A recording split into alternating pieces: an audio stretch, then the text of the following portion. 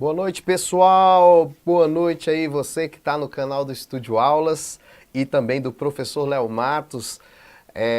Nós vamos começar aqui o nosso primeiro aulão de informática para o Banco do Brasil, né? Nós já estamos dando algumas dicas aí no canal, né? Uma dica ou outra. Já começamos o curso presencial em Brasília, já começamos também o curso online aqui no Estúdio Aulas. Inclusive já estou bem adiantado ali no conteúdo.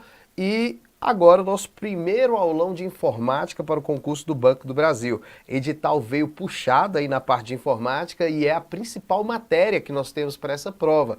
Então foque bastante em informática, porque muitas pessoas aí não têm esse conhecimento todo que diz ter a respeito dessa matéria. Então, realmente, o edital veio pesado, né? Veio bem para o lado da área de tecnologia da informação, para o pessoal da área de TI, mas a gente acredita que não vai ser cobrado a nível de analista de sistema, a nível de DBA, que seria o administrador de banco de dados, vai cair em um nível ali intermediário, um nível conceitual, um nível de suporte técnico, no máximo ali um nível de programação.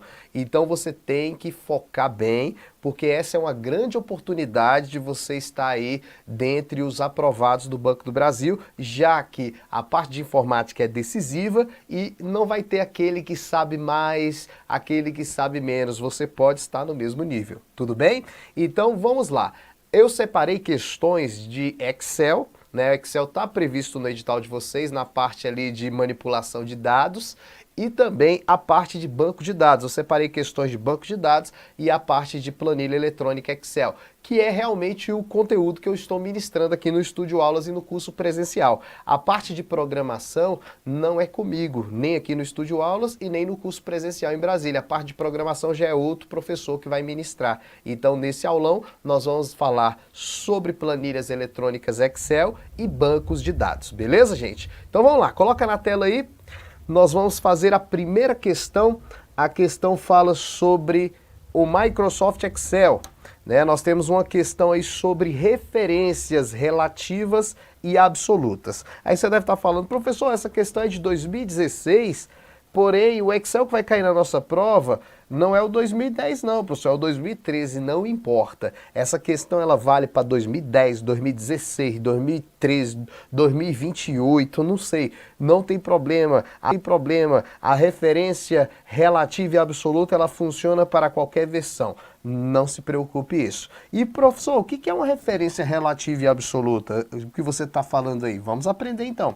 A primeira coisa que a gente tem que saber antes de resolver essa questão aí é o que é uma referência, né? Uma referência é um endereço, né? Então, sempre que falar referência, nós podemos entender, dependendo do contexto, que estamos fazendo uma, vamos dizer assim, uma colocação a respeito de um endereço. Então, referência é um endereço. Aí nós temos as referências relativas, as referências absolutas e também as referências mistas, né? Além de outras referências, porém nós vamos falar dessas três aqui para resolver a questão. Então nós temos assim, né? Referências relativas são aquelas que não tem cifrão, né? A 4 aqui é uma referência relativa. Uma referência absoluta é aquela que tem cifrão em todas as suas partes, tanto na coluna quanto na linha. E a mista é aquela que parte da referência tem cifrão e parte não tem cifrão. Então vamos falar um pouquinho de cada uma dessas aqui para a gente entender melhor antes de ir para a questão. A referência relativa, ela não tem o cifrão. E quando ela é usada, ela é uma referência que se ajusta. Ela é uma referência que muda quando a fórmula é copiada de uma célula para outra. Já a referência absoluta é aquela que é fixa, é aquela que não muda quando a fórmula é copiada de uma célula para outra. E a referência mista, parte muda e parte não muda. Então veja bem, vamos imaginar que nós temos uma tabela. Então vamos imaginar aqui uma tabela. Então aqui nessa tabela eu tenho a coluna A, linha 1, linha 2, linha 3, linha 4, linha 5. E aqui nós temos a coluna B, né? A coluna B aí também na nossa tabelinha aqui, na nossa planilha. Então aqui vamos imaginar que eu tenho uma fórmula digitada que indica o C5, que está relativo, ou seja, sem cifrão, relativo, mais cifrão B, cifrão 9. Tá vendo? Ó? B, cifrão 9. Então aqui eu tenho uma fórmula que envolve a referência C5, que é relativa, sem cifrão, e a B9 totalmente absoluta, cifrão tanto na coluna quanto na linha. Então o que acontece? Quando eu copio essa fórmula, usando a alça de preenchimento, que é esse quadradinho aqui, arrastando para baixo, ou arrastando até mesmo para o lado, quando eu copio essa fórmula de uma célula para outra, a referência que é relativa vai mudar e a absoluta não vai mudar. Então, quando eu copiar esse C5 uma linha para baixo, esse C5 vira C6 de acordo com a referência relativa. C5 vira C6. Professor, por que C5 virou C6? Porque eu copiei uma linha para baixo. Se eu copiei da linha 1 para a linha 2, mudou uma linha na referência, ó, 5 virou 6. O C não mudou, ó. O C não mudou porque eu não saí da coluna A para copiar a minha fórmula. Copiei a minha fórmula apenas para a linha de baixo. Já a referência absoluta, que é aquela que se permanece fixa, permanece aqui sem mudança nenhuma. Quando copiar mais uma linha, esse C6 vira C7, ajustando mais uma linha. Então a referência relativa é aquela que vai se ajustando à medida que nós vamos copiando a fórmula, e a absoluta é aquela que não muda, né? Aquela que permanece fixa, sem modificação. Professor, se eu copiar da coluna A para B, se eu der um Ctrl C aqui no A1 e der um Ctrl V no B1, sem ser a alça de preenchimento, professor, sem ser o quadradinho puxando, pode ser copiando e colando? Pode. E quando copia e cola, professor, muda? Muda no lugar que a referência é relativa. Então, se eu copiar do A1 aqui para o B1, esse C vai virar D, porque eu saí da coluna A para a coluna B. Então, mudou uma coluna, eu mudo uma coluna também na minha referência. C vira D. O 5 continua 5, ó. Não saí da linha, continua 5. E o B não muda nada porque está absoluto, e o 9 não muda nada porque está absoluto. Então, a princípio, eu quero que vocês entendam. Relativa sem cifrão, absoluta com cifrão, tanto na coluna quanto na linha. A absoluta não muda, a relativa muda. Tem que lembrar disso aqui, tá? Se você lembrar disso aqui, já é meio caminho andado. Já na referência mista, eu tenho o entendimento do seguinte: o cifrão sempre fica imediatamente antes daquilo que ele quer bloquear. O cifrão aqui está antes do A, então quer dizer que a coluna está absoluta. Porém, o 4, que é a linha, o número é a linha, não tem cifrão antes do 4, então o 4 está relativo. Aqui, antes do A, não tem cifrão, ó. Então o A está relativo, porque não tem cifrão. O cifrão está no 4, ó. Então a linha está absoluta. Então perceba, coluna absoluta, linha relativa, isso é uma referência mista. Coluna relativa, linha absoluta, isso é uma referência mista. Então a mista, parte é absoluta e parte é relativa, tá bom? Então essa é a ideia principal das referências relativas e absolutas. Perceba bem, vamos lá. Vamos voltar agora na questão.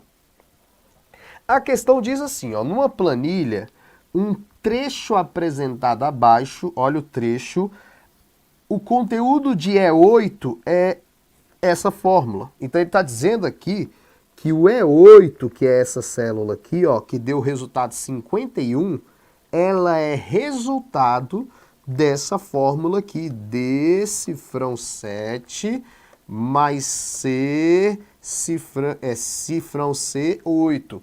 Então, se você até tirar a prova, você vai ver que realmente é esse resultado, ó. Quer ver, ó? D7 é quanto? Coluna D, linha 7, ó. D7 é 37.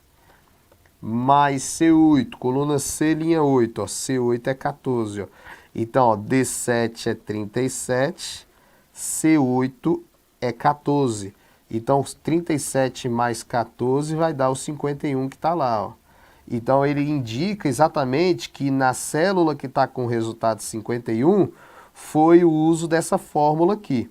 E o que ele quer? Eu só decifrei para vocês o que ele está falando. Mas o que ele quer realmente é... Olha o que ele quer na questão. Vamos lá. Olha o que ele quer. Copiando o conteúdo com Ctrl C da célula E8 e colando esse conteúdo com Ctrl V na célula E4, como é que obtém o resultado? Então ele está falando assim, que se você chegar aqui, presta atenção, se você chegar aqui na célula C1 e dar um Ctrl C para copiar, e aí vai lá na célula E4 e dá um Ctrl V para colar, ele quer saber que resultado vai dar. Muitas pessoas erram essa questão, presta atenção, muitas pessoas erram essa questão. Por que as pessoas erram essa questão? Porque pensam que copiando 51, quando colar aqui no E4, ó, porque vai colar aqui no E4, ó, colar bem aqui, vai achar que vai ficar 51 também. Não vai ficar 51 quando você copiar daqui e colar lá. Não é 51. Porque ele não copia o 51, ele copia a fórmula. E quando você cola a fórmula se ajusta. Ela muda, a fórmula muda. Professor, ela muda quando ela é relativa, não é isso? Exatamente. E ela não muda quando ela é absoluta, não é isso, professor? Exatamente. Então preste atenção o que vai acontecer quando copiar a fórmula do E8 e colar no E4. Vamos lá. A fórmula que está no E8 é qual? A fórmula que está no E8 é D cifrão 7. Vamos lá. Mais C cifrão 8. Então olha a fórmula que está no E8, olha lá. A fórmula que está digitada no E8 é essa. Ele vai copiar do E8 para o E4. Então ele vai fazer esse procedimento aqui, volta na tela lá, ó. Ele vai copiar, ele vai dar um Ctrl C aqui e vai dar um Ctrl V aqui. Então ele vai copiar quantas linhas para cima? Ele vai copiar 4 linhas para cima. Ele saiu da coluna?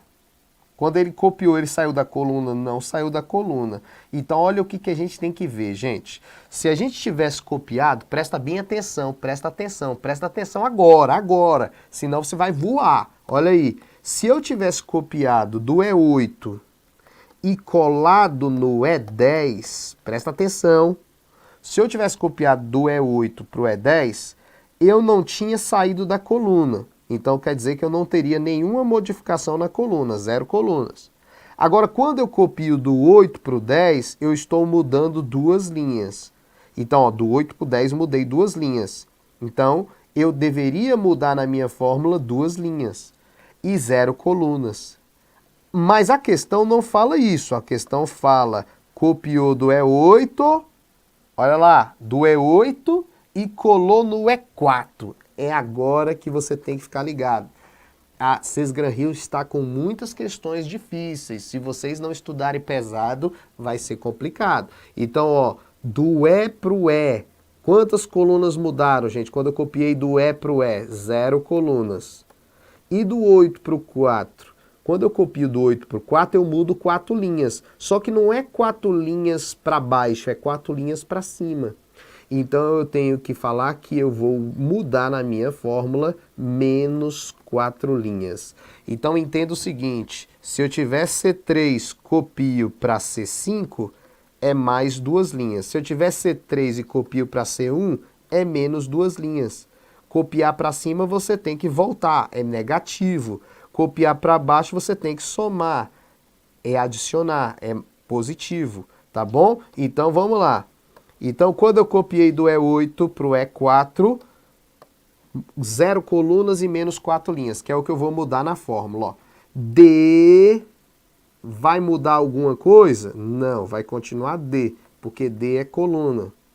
Coluna está dizendo aqui que não é para mudar nada, ó, 0 colunas, então não vamos mudar nada. E o 7 teria que diminuir 4 linhas. Só que não vai mudar 4 linhas, por quê? Porque o cifrão está no 7 aqui, ó. Se o cifrão está no 7, o que acontece com o 7? O 7 está absoluto. Então o 7 continua a mesma coisa. Tá vendo? O 7 continua a mesma coisa. Mas, olha lá. Cifrão C. Cifrão C. Cifrão C está dizendo que é para manter o cifrão C, não é para mudar. Então continua aqui cifrão C. E mesmo se não tivesse o cifrão também não ia mudar. Por que não ia mudar, galera? Porque lá está escrito 0 colunas. E olha lá, 8 não tem cifrão, ó. O 8 não tem cifrão. Então, o que eu tenho que fazer no 8? Diminuir 4 linhas, ó. Tá pedindo para diminuir 4 linhas. Então, 8 menos 4 linhas vai ficar 4. Tá vendo, ó? Então, vamos repetir aqui. Vamos lá. Muita calma nessa hora, muita repetição, ó. O que eu fiz? Eu peguei e fiz a relação. A fórmula estava no E8, ele pediu para eu copiar para o E4.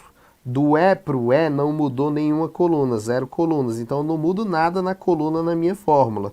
Mas do 8 para o 4, como eu voltei, 8 para a linha 4, que é a linha de cima, foram menos 4 linhas. Tá? Então eu fiz o quê? D continuou D, porque 0 colunas. 7 não mudou porque está absoluto. Cifrão C não mudou. E o 8 menos 4 ficou 4. Então agora eu vou pegar essa fórmula, que é o D7, ó.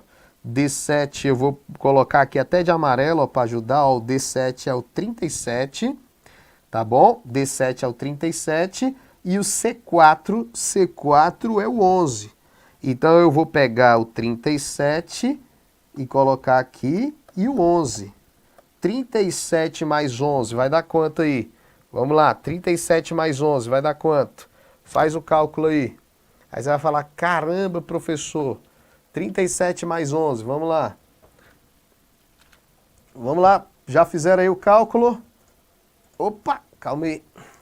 Descarta aqui, calma aí, mantém a tinta. Quase saí aqui, gente. Então, 37 mais 11 vai dar quanto? 48. Então, ó, a nossa resposta é a letra C, 48. Então, veja que, presta atenção, se o cara marcasse 51, copiou 51 para o E4, 51 já ia dar errado, porque deu 48, tá? Então isso é um exemplo de referência relativa, absoluta e mista. 48 é a nossa resposta aí, letra C. Então foi uma questão difícil, não é uma questão simples, você tem que ter vivência com isso aí. Eu até te recomendo, se você não entendeu muito bem, assiste aí no canal do Estúdio Aulas mesmo, no canal do Estúdio Aulas você vai encontrar aí os Megamentes. Dentro do canal do Estúdio Aulas, os Megamentes, vocês vão procurar os Megamentes comigo mesmo, referências relativas e absolutas. Se vocês encontrarem esse vídeo e não entendeu muito bem esse negócio das referências aí, eu recomendo que você assista esse vídeo todinho para entender bem as referências, porque é uma tendência da banca Sesgran Rio cobrar uma questão dessa na tua prova, tá bom? Então bota na tela aí, vamos fazer mais questões aí. Vamos lá. Questão de número 2. A questão de número 2 é uma questão que traz a função soma-se. Só que tem gente que não sabe usar a função soma-se, principalmente quando ela cai dessa maneira aqui. Então presta atenção, a função soma-se, ela é uma soma condicional, tudo bem? Ela é uma soma condicional. Ela soma de acordo com uma condição, por isso que o nome dela é soma-se, ela soma de acordo com um critério. E a soma-se, ela tem duas sintaxes. Quando ela cai com a primeira sintaxe, aí você fala, professor, é português? Não. Sintaxe quer dizer a regra para você montar, a função. A sintaxe 1 da função soma-se, ela tem essa aqui, ó, soma-se. Aí ela só pede para você especificar o intervalo que você quer contar o valor, que você quer somar os valores, e o critério para fazer aquela soma. Essa é a primeira sintaxe da função soma-se. A segunda sintaxe, a segunda regra da função soma-se é que é mais difícil, que ela me pede soma-se, olha como é que ela é. Eu vou explicar um exemplo dos dois, tá, gente? Fica tranquilo. Intervalo, critério, e aqui no final, o intervalo da soma. Então preste atenção, temos duas formas de usar a função soma-se. A sintaxe 1 é muito fácil e a sintaxe 2 já é um pouquinho mais difícil. Essa aqui pede dois argumentos, intervalo e critério, essa aqui pede três argumentos, intervalo, critério e intervalo da soma. Vamos ver isso na prática? Às vezes você está boiando aí, você deve estar pensando, rapaz, professor, vamos ver um exemplo? Claro, galera, eu tenho certeza que com o exemplo fica mais fácil de entender. Vamos ver? Olha para cá. Ainda bem que essa galera aí é a galera que sempre acompanha a gente no YouTube aí, então a galera já está bem afiada. né? Você que ainda não se inscreveu no canal do Estúdio Aulas, fique à vontade aí para se inscrever, para ter conteúdo. Ontem vocês tiveram aí uma super aula com o professor Beto Fernandes. O professor Beto Fernandes é muito bom, né? E tá aí a aula dele, quem não assistiu tá disponível aí no canal. Amanhã tem mais aulão aí para o Banco do Brasil, aqui online, no mesmo horário, 19 horas. Então vamos lá, ó. Vou primeiro mostrar a soma-se com a sintaxe número 1. E depois vou mostrar a sintaxe número 2. Então a soma-se, quando ela cai assim, é muito fácil, ó, gente.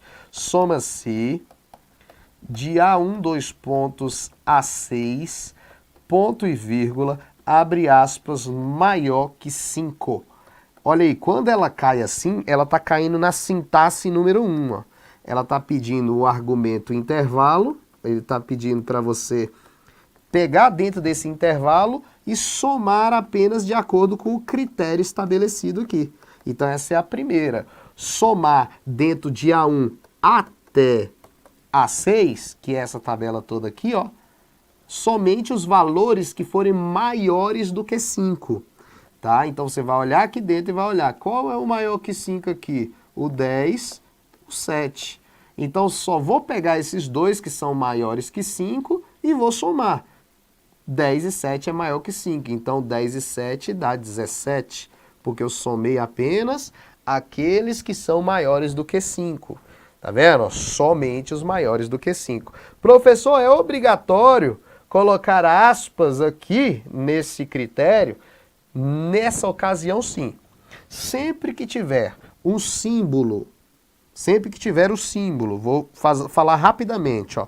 Sempre que tiver o símbolo lógico maior, menor, diferente, do lado do ponto e vírgula, tem que colocar entre aspas. Sempre que tiver maior, menor, diferente, igual, tem que colocar entre aspas se ele estiver do lado do ponto e vírgula. Para dizer para o Excel, ó, esse maior não tem nada a ver com ponto e vírgula, tá? Por isso que você coloca entre aspas. Se não colocar entre aspas, dá erro, tá? Nessa ocasião de estar do lado do ponto e vírgula. E a outra ocasião de você colocar entre aspas é quando é um texto.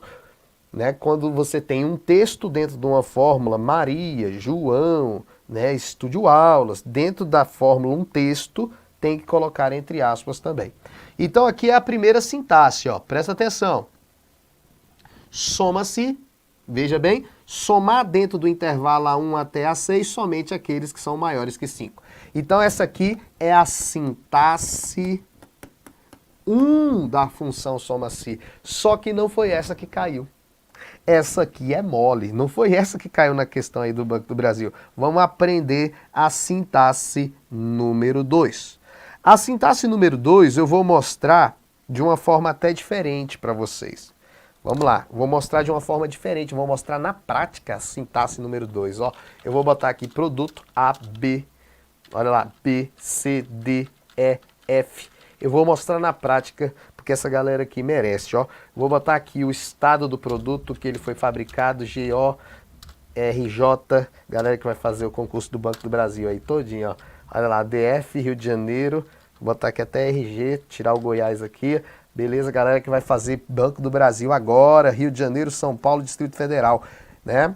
E aqui eu vou colocar aqui uma quantidade de produtos para cada valor aqui. Vou botar aqui alguns valores, beleza, tranquilo. Vamos imaginar então na prática, olha aí, vamos ver na prática esse trem aí. Presta atenção, eu quero somar aí, dentro dessa tabela, somente as quantidades do produto que foi fabricado no DF. Então só quero somar a quantidade de produtos do DF. Só isso que eu quero. Eu não quero somar Rio de Janeiro, não quero somar São Paulo, só Distrito Federal. Aí você fala, professor, fica muito fácil, é só você chegar aqui, professor, igual esse, mais esse aqui, professor. Pronto, tá feito. Fácil demais. Se tiver aí 200 mil linhas, é aí que eu quero ver. Se tivesse 200 mil linhas aí para vocês fazerem isso aí.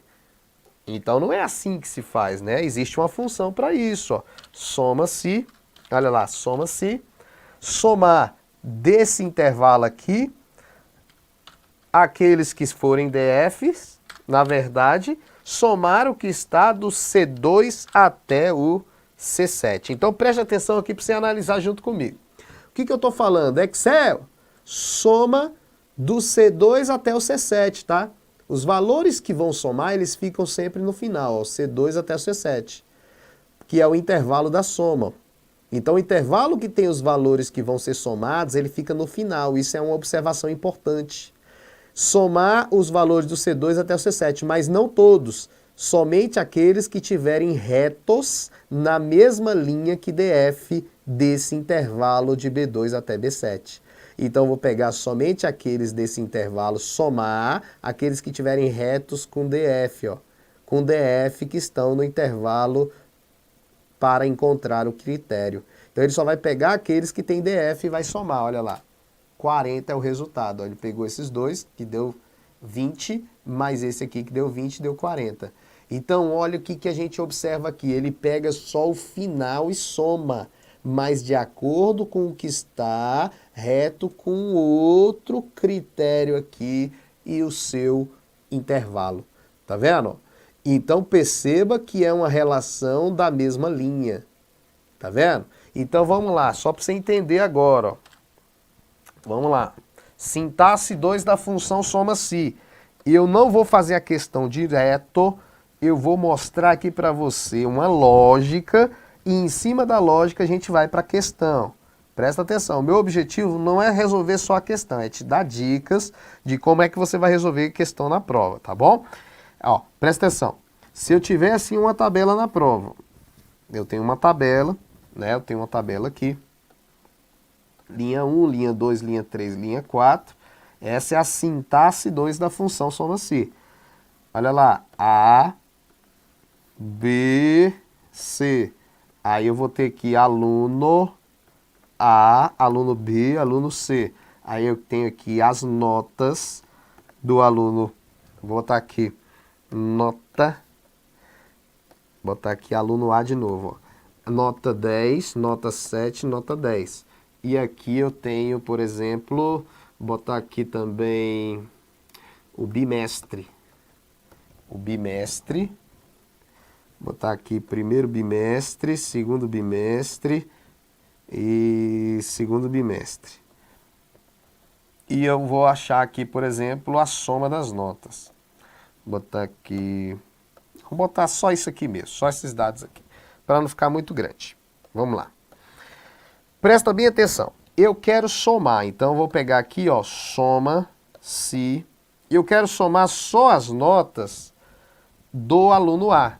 Então, se eu quero somar só as notas do aluno A, eu vou pegar aqui, ó, o aluno A, A1 até A4, eu tenho que pegar do aluno A e somar o que? O intervalo da soma é o que está no final. Somar as notas. Então, eu vou pegar do B2 até o B4. Então, vamos lá. B1 até B4. Vamos lá. B1 até B4, para ficar bonitinho. Então, veja, eu estou falando Excel, se caísse na prova isso aqui na prova, ó. Como é que o nosso objetivo é mostrar como é que vai cair na prova. Caiu isso aqui na prova, você tem que lembrar, opa, o professor falou que o intervalo que tem os valores que eu tenho que somar, ele sempre fica no final. Exatamente, ó. O intervalo da soma, os valores que eu tenho que somar ficam aqui, ó. B1 até B4, que é o final. E eu vou somar somente aqueles que estão retos com o A, que está nesse intervalo. Então eu vou pegar aqui, ó, e vou pintar para você ver a relação, ó.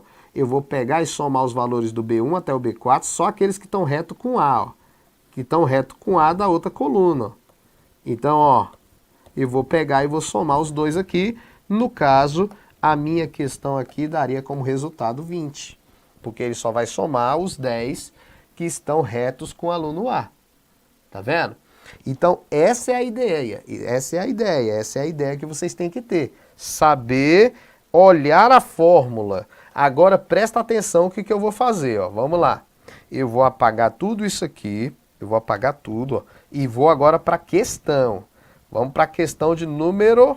Vamos voltar aqui. Questão de número 2. Presta atenção agora. Olhou essa fórmula, o que a gente tem que identificar? Então, primeiramente, galera, primeiro... Vamos lá. O que primeiro eu tenho que fazer? Olhar o final. Então aqui é o intervalo que estão os valores que eu tenho que somar. Olha como a Cesgran-Rio foi mala nessa questão. Os valores que eu tenho que somar estão aqui, ó.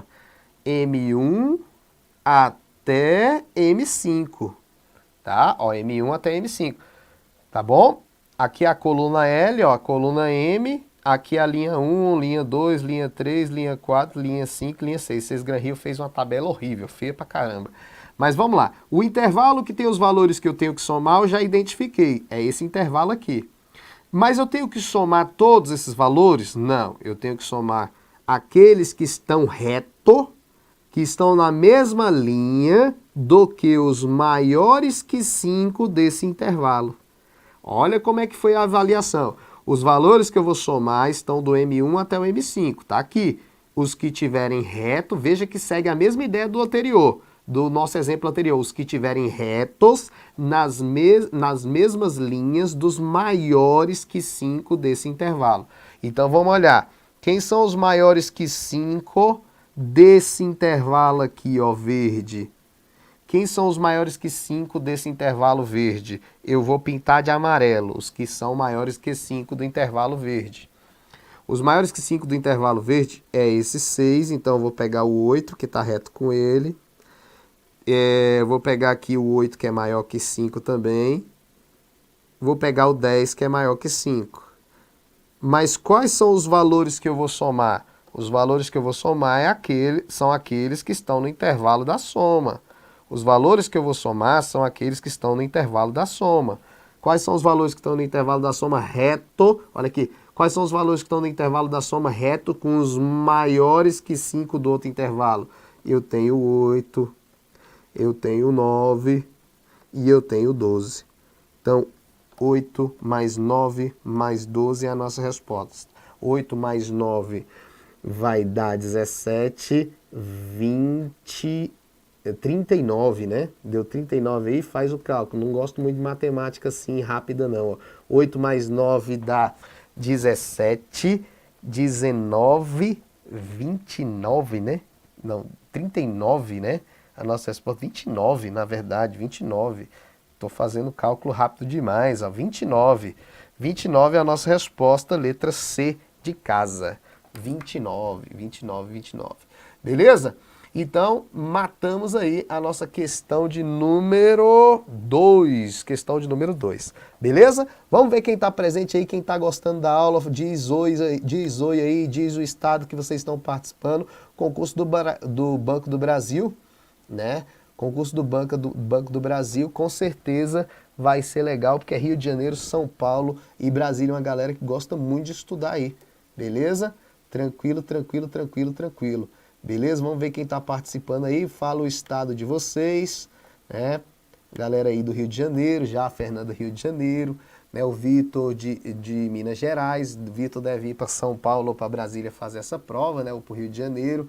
Suliene de São Paulo aí, né, a Sandra da Bahia, Laninha de João Pessoa, da Paraíba, Marina, São Paulo, Iago, Minas Gerais, né, a Glaucilene aqui de Brasília, né, nós estamos aqui em Brasília, ao vivo para todo o Brasil, né, a Adriana Cunha, Minas Gerais, todo mundo aí participando, né, Camila também do Rio de Janeiro, né, tranquilo, Rita Rogel de São Paulo, tranquilo, Adriane aí também de Minas Gerais, beleza, valeu aí Jean pelo elogio, Eliane aí também de Brasília, Vitória, Pernambuco, galera toda aí animada aí com a aula.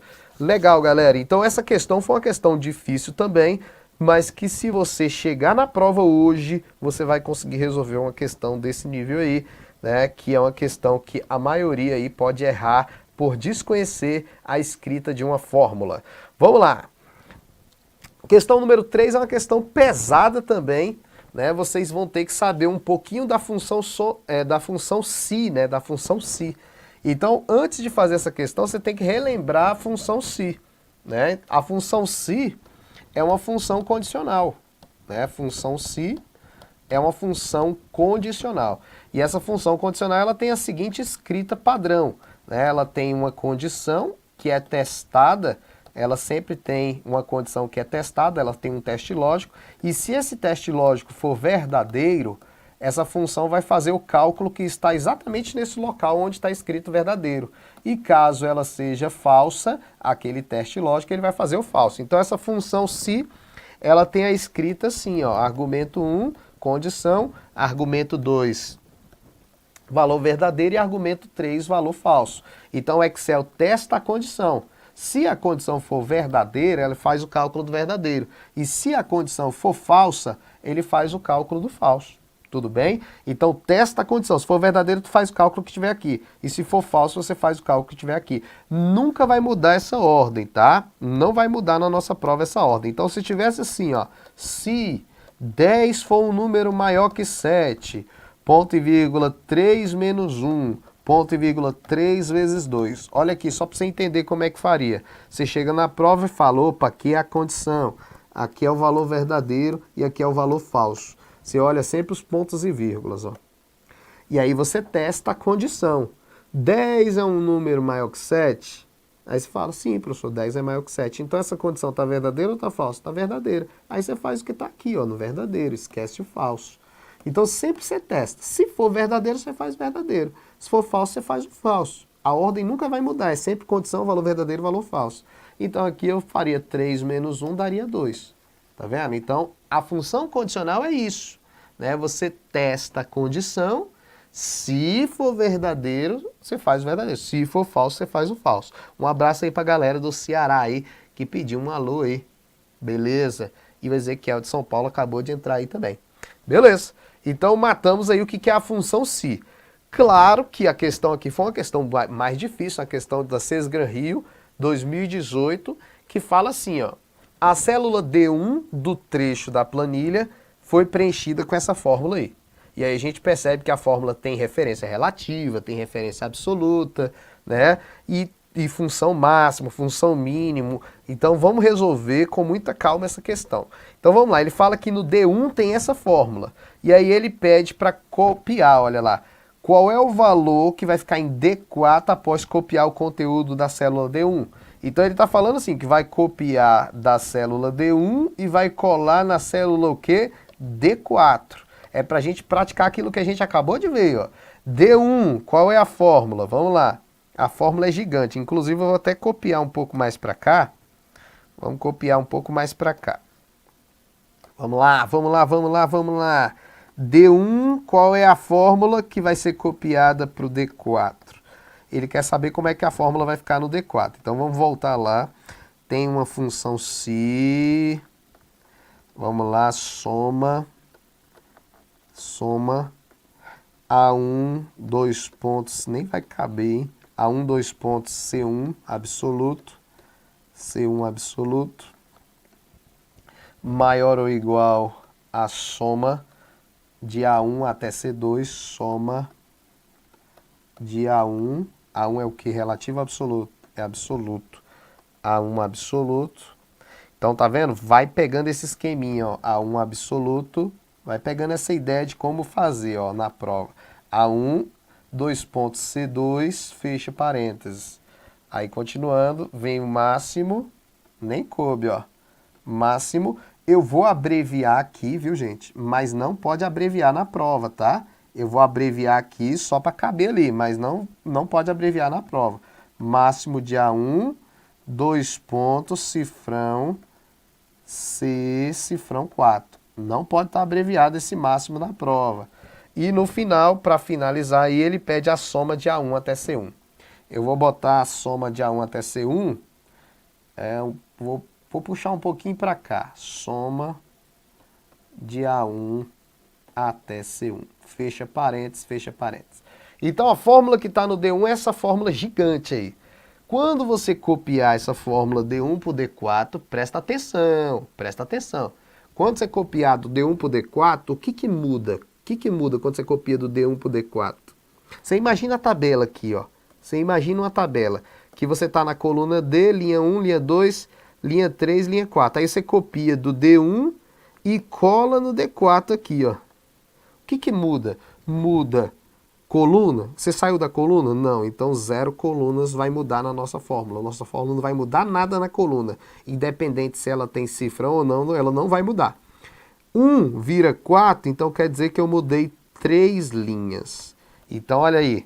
Quando eu copiei do D1 para o D4, eu tive uma modificação de 0 colunas, então não tenho que mudar nada nas colunas da minha fórmula, porém eu tenho que mudar 3 linhas. Então vamos ver como é que vai ficar a função. Se vai ficar aqui igualzinho, soma também vai ficar aqui igualzinho. A1, o A não vai mudar, vai continuar A. Por que que o A continua A? Porque aqui está escrito que não é para mudar nada na coluna, ó, 0 colunas, então o A continua A. O 1, que não tem cifrão, mais 3 linhas vai virar 4. Então, ó, 1 virou 4 porque mudaram 3 linhas. Esse cifrão C diz que está absoluto, não muda nada. Esse cifrão 1 diz que está absoluto, não muda nada. Então, continua a mesma coisa. Maior ou igual a soma. Cifrão A não muda, porque está absoluto. Cifrão 1 não muda, porque está absoluto. O C está relativo, mudaria. Só não vai mudar por quê? Porque lá está escrito que não é para mudar nada, ó, 0 colunas. Então, continua C. 2 mais 3 linhas vira 5. 2 virou 5 porque mudou 3 linhas. O máximo, né, abreviado aqui, mas não pode, tá? Na prova, eu só estou abreviando para ver se cabe. Aí o A1, o A continua A, porque lá está escrito 0 colunas. O 1 mais 3 linhas vira 4. 2 pontos, cifrão C não muda, cifrão 4 não muda, porque é absoluto. Beleza. E aí agora vai vir a soma, de A1 até C1. Como é que vai ficar essa soma? Vai ficar soma... Ave Maria, questão... O A continua A, o 1 mais 3 linhas vira 4. 2 pontos, C1, C continua C, e 1 mais 3 linhas vira 4. Então assim ficou a nossa fórmula, ó. Eu vou botar a fórmula todinha aqui. Trabalheira danada, ó. Se a soma de A4, 2 pontos... Cifrão C, cifrão 1, né? Maior ou igual a soma. Aí você vai falar, rapaz, eu vou pular essa questão aí. Tranquilo, né? Dependendo do tempo da prova, é até interessante mesmo pular a função, porque olha o tamanho da função, ainda a gente nem terminou, hein? Não terminou. Olha lá, máximo A4, 2 pontos, cifrão C, cifrão 4... ponto e vírgula, soma de A4, 2 pontos, C4, fecha parênteses. Pronto. Agora vamos lá. Vamos lá. A condição é até o ponto e vírgula, ó. A condição é aqui. Condição. O valor verdadeiro é depois do ponto e vírgula e o valor falso é lá no final. Agora a gente tem que fazer o cálculo para ver quanto é que vai dar. Aqui está dizendo que a soma de A4 até C1. Olha que sacanagem. A soma de A4 até C1. Olha lá na tabela. A4 até C1, ó. A4 está aqui. Olha que sacanagem. Até C1. C1 é aqui. Aí você fala, professor, eu nunca vi esse intervalo aí de trás para frente. Realmente é muito incomum, mas tem, ó. Ó, A4 até C1 entra todo esse quadrante aqui, ó. Do mesmo jeito que seria A1 até C4 entraria o quadrante todo, A4 até C1 entra o quadrante inteiro. Então eu vou somar tudo isso aí. Olha que merda. Soma tudo, né? Aí ele quer a soma disso aí tudo e verificar se é maior do que A1 até C5. A1 até C5, A1 até C5 é somar a tabela toda também. Ó, imagina, ó, a soma disso aqui... A soma disso aqui, ó, vai dar a soma de todos esses valores aqui, não é isso? Vai dar a soma de todos esses valores. Aí ele fala que vai dar maior ou igual a soma de A1 até C5. A1 até C5 seria a tabela toda também. Então veja, imagine que aqui deu um resultado X, aqui deu um resultado x, porque, né, é igual. Os dois deram o mesmo resultado. X é maior que x? Não. X não é maior que x. Mas é igual? Sim. Então está verdadeiro ou falso? Verdadeiro. Então, se essa condição aqui está verdadeira, se a soma daqui deu o mesmo resultado daqui e é verdadeiro, porque é maior ou igual é verdadeiro, a gente faz o verdadeiro e esquece o falso. E aí ele pede o máximo de A4 até C4. Voltando lá, quem é o máximo de A4 até C4? Vamos lá, o máximo de A4 até C4. Vamos lá, máximo de A4 até C4. Quem é o maior aí de A4 até C4? O maior é 7. Vamos lá para a resposta, letra A é a nossa resposta, 7. Tá? O máximo é o maior de A4 até C4 é 7, resultado, letra A. Galera, eu não tinha ainda resolvido essa questão. Essa questão faltando uns 20 minutos para entrar aqui com vocês, eu coloquei ela ali, peguei ali e não resolvi antes, né? Resolvi agora junto com vocês. Inclusive eu até achei, rapaz, será que vai dar o resultado certo? Será que vai dar? E acabou batendo mesmo. O resultado é a letra A, 7. Agora, vocês viram o trabalhão que deu, né? Só que dentro dessa função, dessa questão aí, eu consegui revisar com vocês referência relativa, referência absoluta, consegui resolver a função se junto com vocês, como proceder, e ainda pegou como dica que o intervalo pode ser de frente para trás, de trás para frente, vai dar na mesma, tá? Então essa questão foi difícil, uma questão que muitos pulariam, com certeza, e não é ruim pular um tipo de questão como essa, que dá trabalho demais. Porém, vocês viram aí que dá para ser resolvida. Bota na próxima questão, vamos lá para a questão de número 4. Tá? As questões da Sesgran-Rio estão bem difíceis mesmo, viu, gente? Tem que tomar muito cuidado. As questões de Excel estão difíceis, tá? E se você tem dúvida mesmo, eu recomendo você procurar realmente ajuda aí nos grupos, fazer curso. Não precisa ser comigo, eu tenho meu curso do Banco do Brasil aqui no Estúdio Aulas, né? Que metade sou eu ministro Excel e bancos de dados, e programação é outro professor. Mas eu recomendo você fazer qualquer curso aí, se você quer passar no Banco do Brasil, informática é decisivo.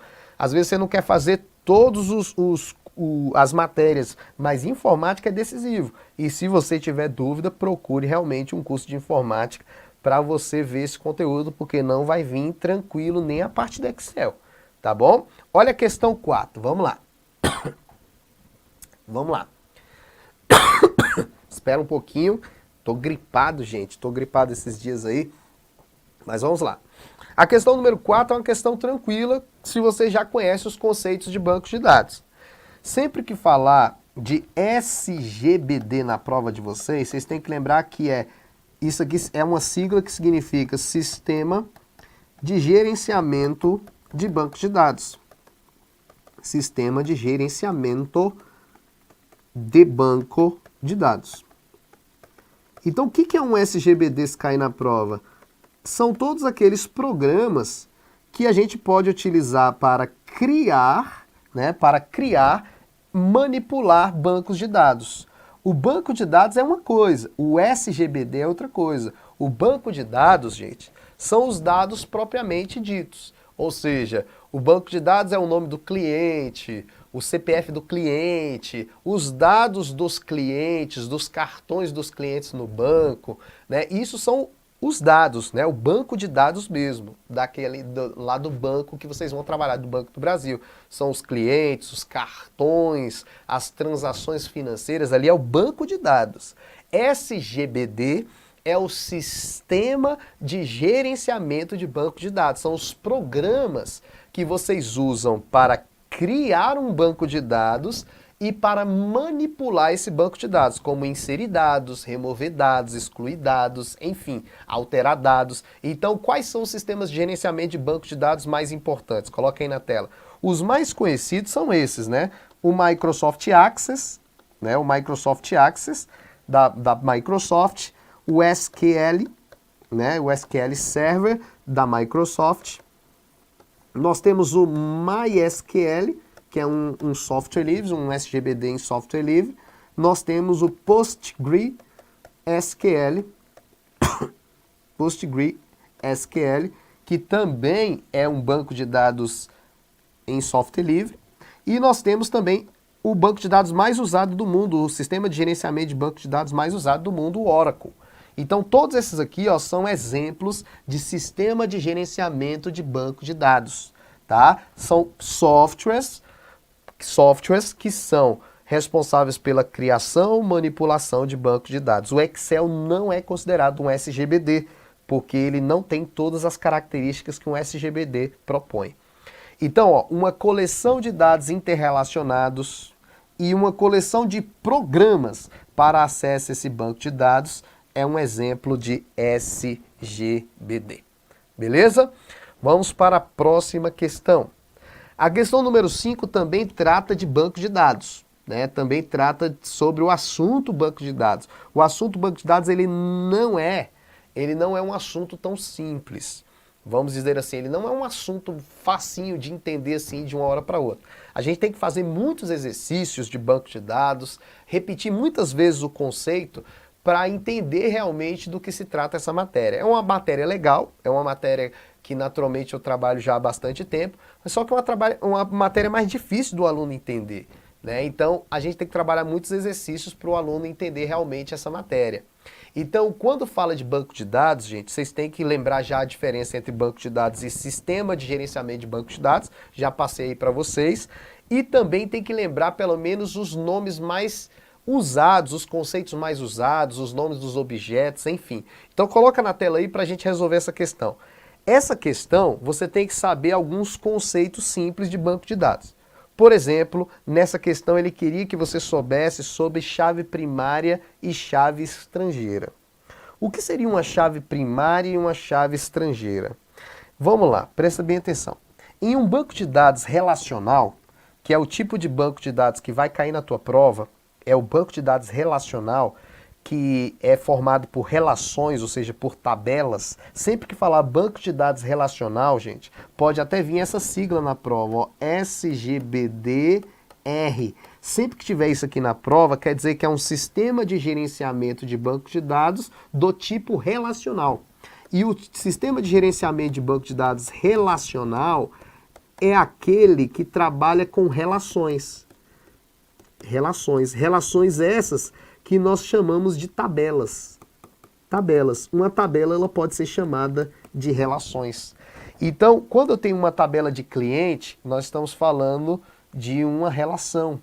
Relação cliente, tabela de cliente. O que tem numa tabela de cliente? Vamos lá. Numa tabela de cliente.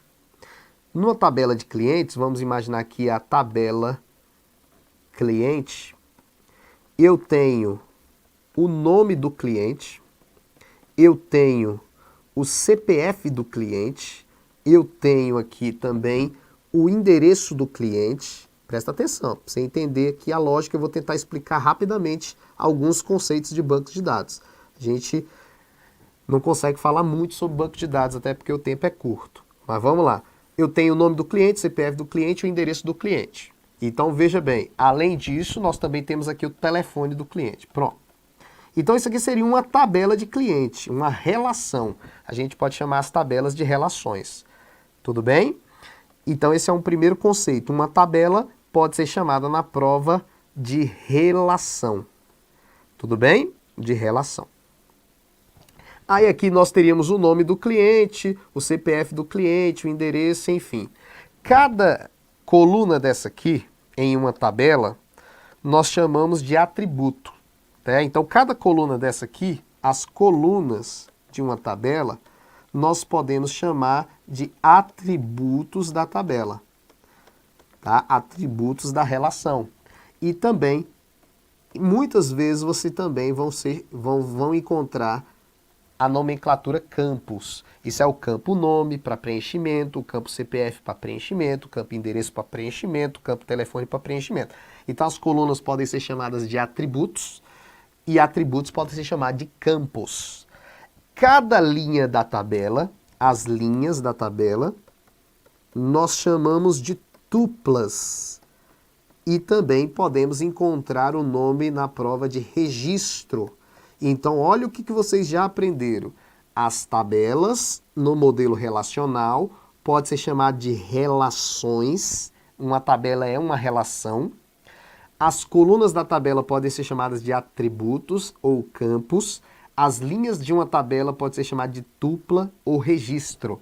Tudo bem? Tem que lembrar disso aí. Veja bem, presta atenção mais. Nessa tabela cliente, existe um atributo, um campo, uma coluna que nós podemos definir como chave primária dessa tabela. A chave primária, gente, ela é um campo, ou seja, um atributo, uma coluna que não vai se repetir pelas tuplas, que não pode ter valor duplicado. Então, dentro dessa tabela cliente aqui, se você fosse escolher o que seria a chave primária da sua tabela cliente, qual desses campos não podem ser repetidos? Tipo assim, não pode se duplicar durante o preenchimento dessa tabela. Existe cada cliente, o cliente não pode ter duplicado o que aí? Então, a chave primária aqui, nós poderíamos definir como CPF. O CPF seria a chave primária dessa tabela, que identificaria unicamente aquela tupla, aquele registro. Então, o CPF ele não vai existir dois registros, por exemplo, Maria, o CPF da Maria é diferente do CPF do João, do CPF do José, o CPF do Marcondes, do Marcos, sei lá. O CPF não se repete, ele não vai se duplicar pelos registros. Então, é a chave primária. A chave primária é aquela que não duplica, é aquela que não se repete, é a linha única, é o registro único de uma tabela. Tudo bem? Isso é a chave primária. O telefone não poderia ser a chave primária. O endereço não poderia ser a chave primária, o nome também não, porque nomes podem se repetir. Pode existir duas Marias, dois Joãos, poderia existir duas pessoas da mesma família com endereço igual aqui, com o mesmo telefone, né? Então a gente tem que entender que a chave primária é aquela que é única, que não duplica. E uma coisa da chave primária também, ela não pode conter valor nulo. A chave primária não pode conter valor nulo, tá bom? Não pode conter valor nulo. E a chave primária pode ser chamada também na prova de PK, tá? Ela pode usar essa sigla PK, que quer dizer Primary Key, tá? Primary Key. Beleza? Então vamos lá. Voltando à ideia, a gente falou um pouquinho das nomenclaturas. Agora a gente tem que saber o que é uma chave estrangeira. A chave primária a gente já sabe o que é. A chave estrangeira. O que é uma chave estrangeira? Vamos lá. A chave estrangeira, gente, ela já tem um significado diferente. A chave estrangeira ela vai ser usada em um relacionamento entre duas tabelas. Então vamos imaginar que eu tenha uma tabela de cliente. Presta atenção. Vamos pegar pelo menos esses conceitos já básicos. Ó, aqui eu tenho uma tabela de clientes, né? Tabela de clientes, que a gente já aprendeu que pode ter o nome do cliente, né, o CPF do cliente, né, vai ter aqui também o endereço do cliente, né, vai ter aqui o telefone do cliente, só uns exemplos, telefone do cliente. E aí, a gente pode ter também uma tabela de dependentes, dos dependentes daquele cliente em uma outra tabela, em uma outra relação.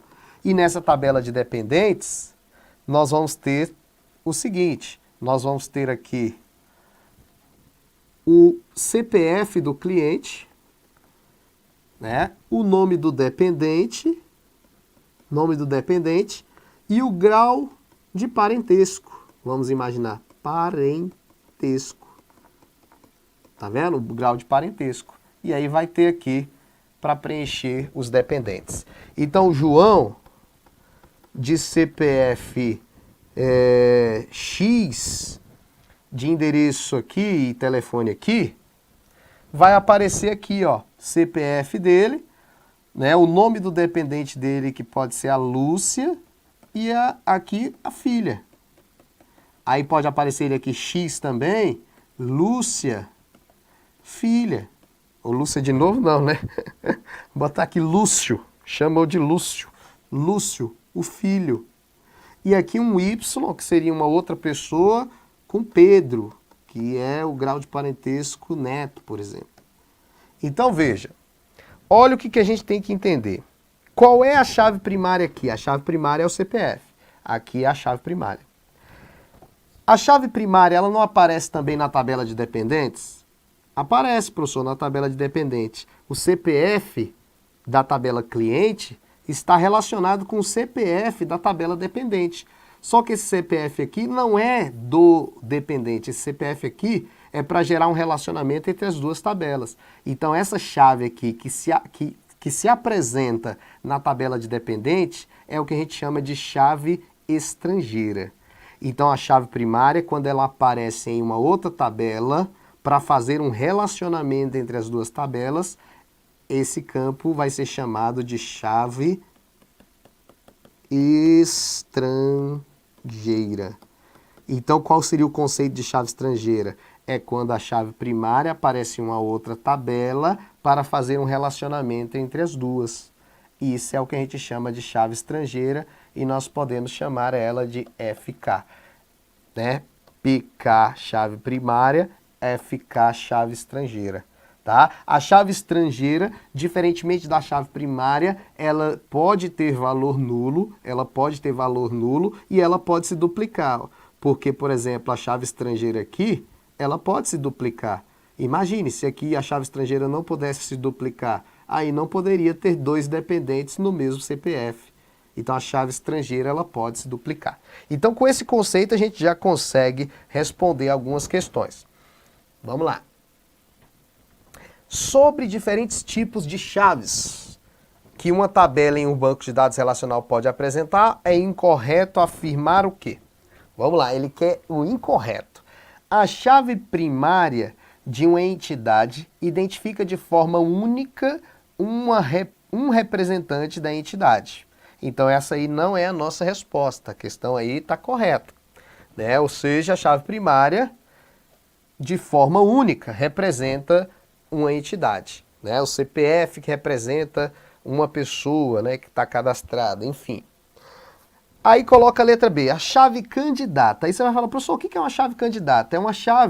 É um campo, vamos botar aqui, é um campo da nossa tabela, ou uma coluna da nossa tabela que é candidata a ser chave primária. Então, vamos dizer que ela pode ser chave primária ou não, mas na maioria dos casos ela é tratada como uma chave primária. Então, quando ele coloca que a chave candidata de uma entidade identifica de forma única um representante da entidade. Está falando a mesma coisa de cima, só que usando uma outra expressão. Além de chave primária, naturalmente a Sesgran-Hill também vai usar a chave candidata. Então a chave candidata também é conteúdo, vamos dizer assim, pode ser usada como sinônimo aí de chave primária. Claro que existem conceitos que vão dizer que são diferentes, mas na prática aqui da nossa prova você vai lembrar que chave candidata é candidata a ser primária. Tudo bem? Vamos para a próxima. A letra C diz, uma chave estrangeira de uma entidade indica que ela está associada a outra entidade. Verdadeiro, sempre que a gente tiver uma chave estrangeira em uma entidade, em uma tabela, aí você vai falar, professor, entidade é tabela, isso, eu não tinha colocado aqui, né, gente? Entidade é uma tabela, tá? É porque é outra nomenclatura, entidade é uma tabela. Pronto, ficou melhor, né, galera? Uma entidade é uma tabela. Então veja, uma chave estrangeira de uma tabela indica que ela está associada a outra entidade. Quando eu tenho uma chave estrangeira, a gente subentende que ela está vinculada a uma chave primária de uma outra tabela. Então está correto. Letra D, uma chave estrangeira pode ter valor nulo. A chave estrangeira pode ter valor nulo? Pode. Qual que não pode ter valor nulo? A chave primária. Uma chave primária pode ter valor nulo. Essa é a resposta, letra E. Tá vendo? Então essa aí é tranquila, essa questão foi tranquila, mesmo que tenha todos esses nomes, era só você saber que a chave primária, ela não pode se duplicar, ela equivale a uma forma única representante daquela entidade, daquela tabela, e ela não pode conter valor nulo. Claro, você já marcaria a letra E aí, tá bom? Mas eu quis mostrar alguns conceitos para vocês pegarem algumas ideias aí a respeito de banco de dados, tá bom? Vamos para a questão número 6. Para responder a questão número 6, nós temos que saber um pouquinho sobre o DER. O que é DER? São os diagramas do modelo entidade-relacionamento. Quando a gente fala de diagramas, nós estamos falando de uma representação gráfica na modelagem de dados. Aí você vai falar, professor, o que é uma modelagem de dados? Uma modelagem de banco de dados, gente, é o projeto inicial do banco de dados. A gente faz uma análise dos requisitos, faz uma reunião com todo mundo ali que está envolvido no projeto de banco de dados e agora nós decidimos fazer um banco de dados. Então fizemos as reuniões, fizemos a análise daquilo que a gente precisa, que é a análise de requisitos, e aí a gente vai começar a fazer a modelagem dos dados. O que é a modelagem? É você fazer exatamente um projeto inicial, você modelar, preparar, antes de realmente inserir códigos no desenvolvimento do banco de dados. Desenvolver um banco de dados não é só chegar lá e começar a desenvolver, programar, fazer um monte de código, não. Você tem que fazer a modelagem, fazer um projeto, né, fazer uns desenhos gráficos como representação do banco de dados. Tudo bem? Então o que acontece? Existe um modelo conceitual. O modelo conceitual é você analisar o mundo, você tem que ter uma visão do mundo real, né, e descrever exatamente em um papel ou um computador o que você quer armazenar no banco de dados. Então eu imagino, cara, eu quero cadastrar livros no banco de dados. Então o que tem que ter nesse banco de dados armazenado? Então isso vai ser o modelo conceitual. Eu vou tirar do mundo real aquilo que eu vou armazenar no banco de dados. Logo depois do modelo conceitual, que fiz tudo ali no papel, eu vou fazer um modelo lógico. O modelo lógico é exatamente um modelo desenhado, representado por figuras, por diagramas. E aí esse diagrama aí, coloca na tela, ele vai ser um grande auxiliar aí na hora de desenvolvimento de um modelo lógico, um modelo desenhado, um modelo que traz representações daqueles dados que eu quero armazenar. Então aí dá uma olhadinha, vamos lá. Esse aqui é o DER. O diagrama do modelo entidade-relacionamento. Toda entidade, toda tabela vai ser representado pelo retângulo. Então vamos lá, eu quero armazenar livro. O livro é uma entidade. O livro tem um autor. O autor é uma entidade. Eu tenho que armazenar clientes no meu banco de dados. Clientes é uma entidade. Uma entidade é o objeto, o elemento que você quer armazenar no banco de dados. E esse elemento vai ser representado por uma tabela. Entidades são as tabelas. Os atributos são os campos, lembra? Os campos, as colunas, as características de uma entidade. Por exemplo, o livro. Quais são os campos que nós vamos ter no livro?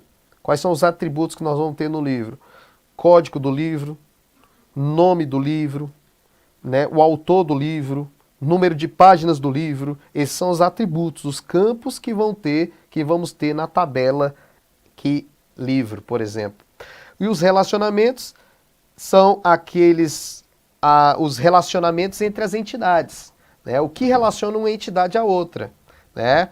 Um livro possui um autor, então o relacionamento vai ser um losango. E as ligações através das linhas. Como é que a gente faz isso? Ó? Deixa eu mostrar aqui para vocês, só para vocês terem uma ideia. Então nós estávamos falando do livro. Livro é uma entidade. Então o livro vai ser representado, né, com um retângulo. Tá vendo? O retângulo representa o livro. Então o livro é uma entidade. O que nós vamos ter no livro? Nós vamos ter o código do livro. Então, ó, veja que eu usei o quê? Um elipse. Código do livro. O que mais nós temos no livro? O nome do livro, vamos dizer assim. A descrição do livro, sei lá. Aí nós temos qual campo nós podemos colocar também aqui para o livro? Para o livro nós temos também outro atributos, atributos em elipse, tá vendo? Nós podemos colocar aqui para o livro também o autor do livro, tá vendo? O autor. E aí, ó, eu posso relacionar, fazer um relacionamento do livro, aí eu faço o relacionamento, ó. Isso é um diagrama entidade-relacionamento, tá vendo? Um livro possui Aí eu tenho uma tabela aqui, ó, de autor, uma entidade autor. E essas entidades todas vão se transformar em tabelas, porque aqui nós estamos no modelo lógico ainda, nós estamos fazendo o diagrama lógico. Depois a gente tem que trabalhar com o modelo físico. O modelo físico é exatamente transformar esse diagrama lógico em tabelas.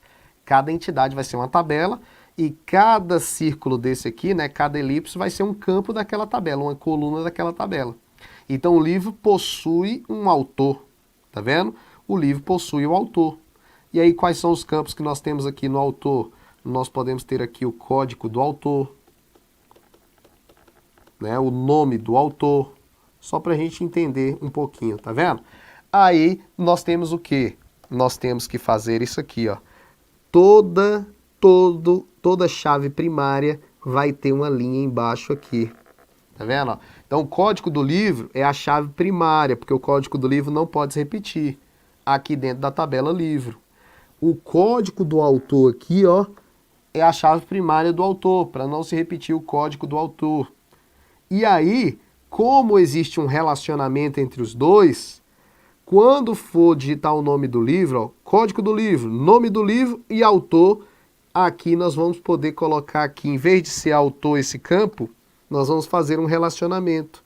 Em vez de ser autor, eu vou colocar aqui código do autor, porque o cara digita o código do autor, já faz um relacionamento com a tabela autor.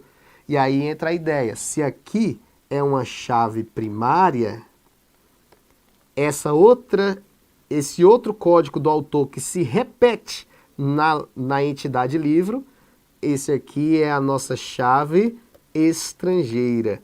Aqui é a nossa chave estrangeira para criar um relacionamento entre a chave primária. Tá vendo? Então o livro possui um relacionamento com o autor. Tá vendo? Possui um relacionamento com o autor. E aí eu tenho uma chave primária relacionada com a chave estrangeira. Então isso aqui é o que a gente chama de diagrama lógico. Aí o que acontece? O que acontece? Vamos lá. Vamos lá. Essa questão aqui de número 6, ela fala do diagrama lógico. A figura a seguir representa um modelo conceitual dos dados que utiliza uma notação baseada em abordagem, entidade e relacionamento. Aí veja bem, ele me dá tudo aqui. E aí ele me fala de uma tal entidade fraca, ó. Quantas são entidades fracas presentes nesse diagrama? O que é uma entidade fraca? Nós temos a entidade forte e a entidade fraca. Por exemplo, o cliente. O cliente, olha o desenho, possui dependentes. O cliente possui dependentes. Veja, quem é a tabela forte aqui? Quem é a entidade forte? O cliente. Quem é a entidade fraca? O dependente. Por que o dependente é uma entidade fraca? Porque a entidade fraca é aquela entidade que a sua existência depende de uma outra entidade, que é a entidade forte. Em um banco de dados, você tem uma tabela só de dependentes, não tem lógica. Para que eu vou ter em um banco de dados uma tabela só de dependente? Eu só tenho a tabela dependente porque existe a tabela cliente. O cliente possui dependentes. Eu só tenho essa entidade dependente por causa da entidade forte. Então ela é uma entidade fraca, que a sua existência não seria necessária se não tivesse essa outra entidade cliente. E as entidades fracas são representadas assim, ó, no diagrama lógico. Tá vendo? Entidade fraca são dois retângulos, um dentro do outro. Então, quando ele pergunta quantas são entidades fracas presentes nesse diagrama, entidade fraca nós temos apenas a entidade B. As outras, ó, estão todas com um retângulo só. Todas com um retângulo só. Então, a entidade fraca é só essa aqui, de letra B. Então, nós temos apenas uma entidade fraca. Tudo bem? Beleza? E a questão número 7 fala assim, qual é o processo aplicado a um esquema relacional, né? Qual é o processo aplicado a um esquema relacional que tem por um dos seus objetivos minimizar as redundâncias em um banco de dados relacional? Então veja, nós temos o que a gente chama, gente, de normalização do banco de dados. Normalização do banco de dados. Essa normalização é uma etapa muito importante na modelagem do banco de dados. Você faz a modelagem e faz a normalização. A normalização ela serve para quê? Exatamente para minimizar redundâncias e retirar ou diminuir anomalias. O maior objetivo da normalização é minimizar anomalias no banco de dados e redundâncias. Ou seja, é como se fosse um padrão de qualidade para o banco de dados. Fazer a normalização do banco de dados é você seguir algumas regras, algumas receitas de bolo para você chegar em uma qualidade muito boa de banco de dados. Então é uma parte do projeto de banco de dados muito importante. A normalização, ela vai passar por algumas regras. E essas regras nós chamamos de 1FN, que é a primeira forma normal, 2FN, que é a segunda forma normal, 3FN, que é a terceira forma normal. Claro que existe a quarta norma formal, forma normal, a quarta forma normal. Só que essa quarta, ela é mais o pessoal ali da área de TI mesmo, desenvolvimento de banco de dados e tudo. Então nós não vamos abordar ela, né? Não vamos pegar muito firme, mas existe. Mas essas três aqui são aquelas mais usadas para normalizar um banco de dados. Professor, o que é um FN? Quer dizer, a primeira forma normal, a segunda forma normal, a terceira forma normal. Então quer dizer que eu tenho que seguir essas regras para chegar na normalização do banco de dados. Então eu passo primeiro por 1FN, se passar pela 1FN eu passo pela segunda forma normal, né? Depois eu passo pela terceira forma normal, para o meu banco de dados ficar legal, para o meu banco de dados ficar normalizado, tá? Então veja bem, eu vou explicar rapidamente o que é a primeira forma normal, a primeira regra, a primeira receita de bolo que você tem que pegar as suas tabelas e passar por ela. Você tem que pegar as suas tabelas, todinhas que vocês desenvolverem, as suas entidades e passar pela 1FN, 2FN, 3FN para normalizar o seu banco de dados. A resposta aqui, clara, é normalização. Mas o que é a 1FN? A 1FN, vamos voltar aqui, normalização. Eu vou passar só 1FN, tá, galera? 1FN, porque já esgotou o nosso tempo e também depois vocês consultam mais sobre normalização. Então essa regra, essa receita de bolo, né, 1FN, ela traz algumas considerações importantes. Todo campo, todo atributo, é a primeira colocação, todo atributo é atômico. Aí você fala, professor, o que quer dizer todo atributo é atômico? Vamos lá. Todo atributo é atômico. Atômico quer dizer indivisível. Todo campo, toda coluna, todo atributo tem que ser atômico. Atômico quer dizer indivisível. Então você tem que analisar toda a sua tabela.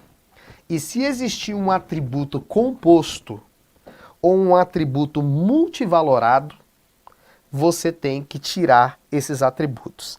Aí você vai falar, professor, o que é um atributo composto e um atributo multivalorado?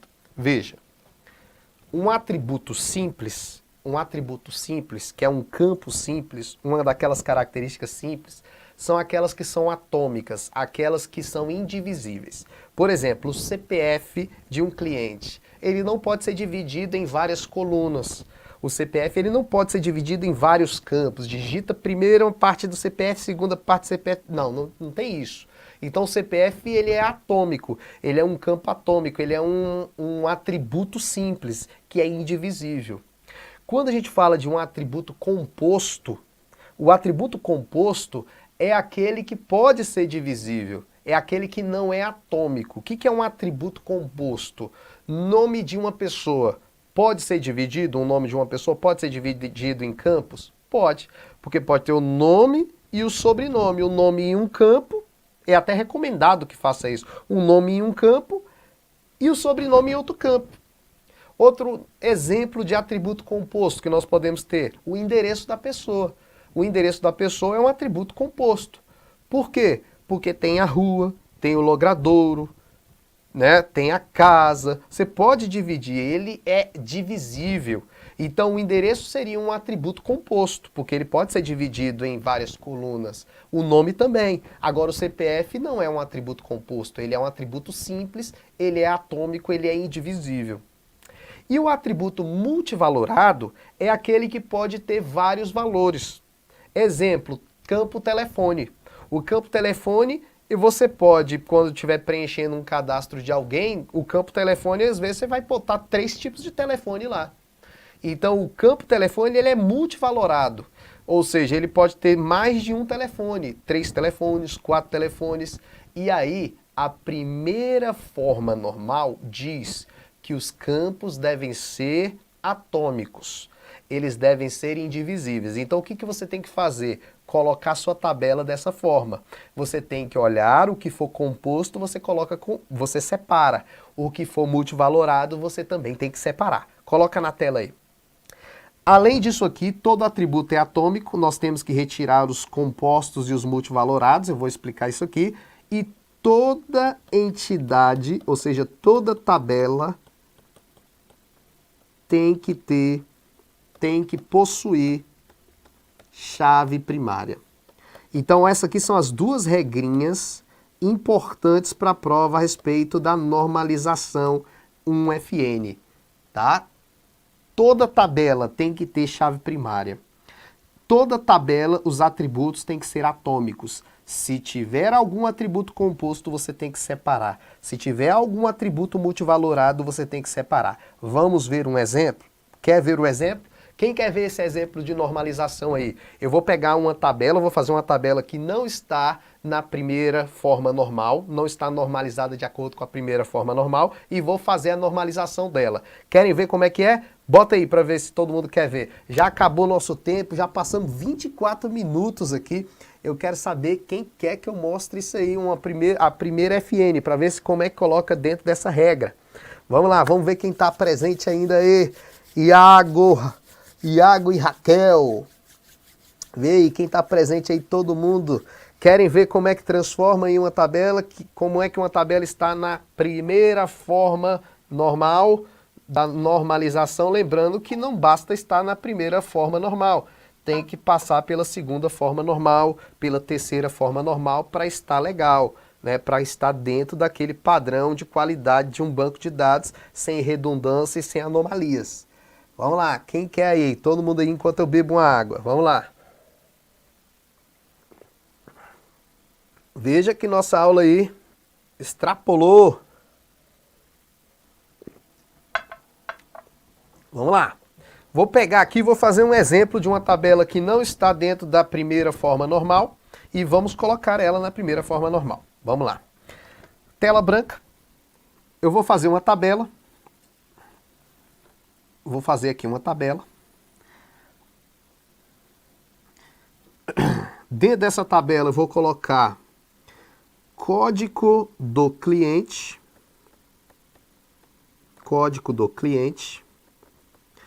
o nome do cliente, o CPF do cliente, o telefone do cliente e pronto.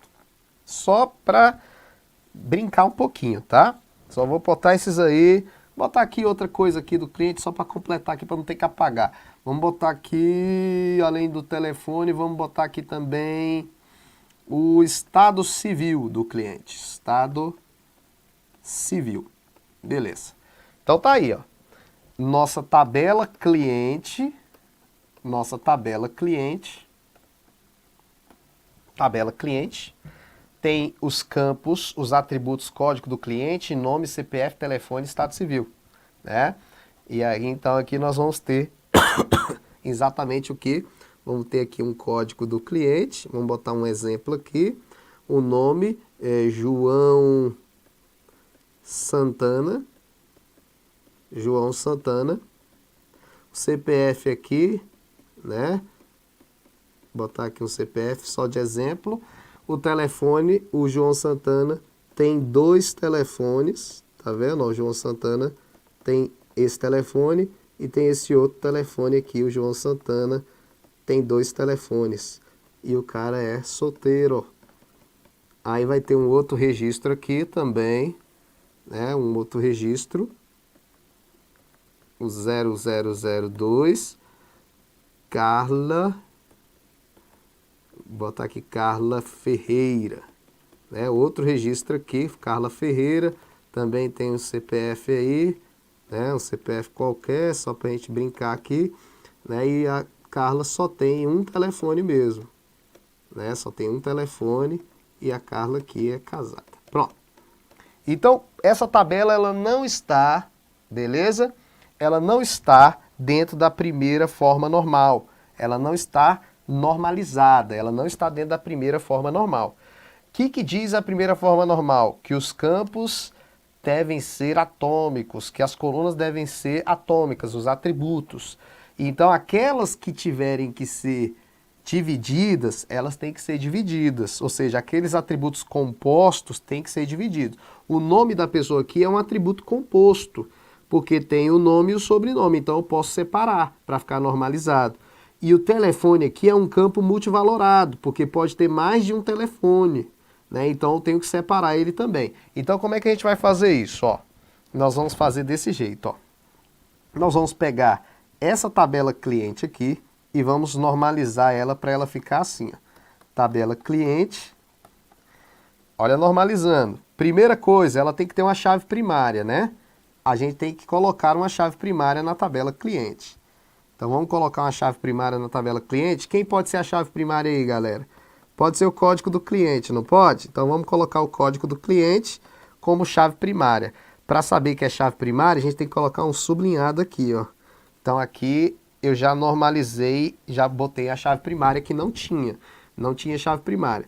Agora vai entrar o nome da pessoa. O nome eu vou dividir e vou botar o nome e o sobrenome. Então agora eu vou ter 2 colunas, uma para nome e uma sobrenome, porque tem que ser atômico. Agora o nome é indivisível e o sobrenome é indivisível agora, tá? Aí o CPF não precisa mudar nada no CPF. O telefone eu vou tirar dali, porque ele é multivalorado. E quando tiver o estado civil aqui, não precisa mudar nada. Agora, o telefone sendo multivalorado, gente, é melhor que a gente faça o quê? Uma outra tabela só para telefone.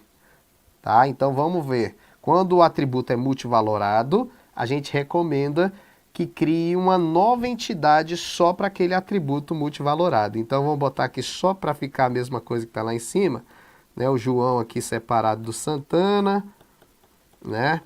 A Carla aqui separada do Ferreira, né? Eu poderia ter trazido aqui o negócio já preenchido, mas eu vacilei, né? Solteiro e casado. E aí, a gente já normalizou essa primeira parte, agora a gente tem que criar uma tabela chamada de telefone, né? Tabela tel. E aí eu posso colocar aqui nessa tabela, porque toda tabela tem que ter uma chave primária, né? A gente pode fazer nessa tabela aqui código do telefone, né? Código do telefone e aqui o telefone, né? O telefone. E também aqui nós podemos também, para fazer o relacionamento, né? Nós temos que fazer o relacionamento, a gente coloca o código do cliente aqui também, né? Para fazer o relacionamento. E aí a gente coloca o código de telefone 0001, aqui vai ser uma chave primária, né? Para ficar dentro da normalização, chave primária. 0002, e aí o telefone aqui, né, o código do cliente, viria aqui o código do cliente 0001, com os telefones do Santana aqui, separadamente, 9821777777 e o 99778899.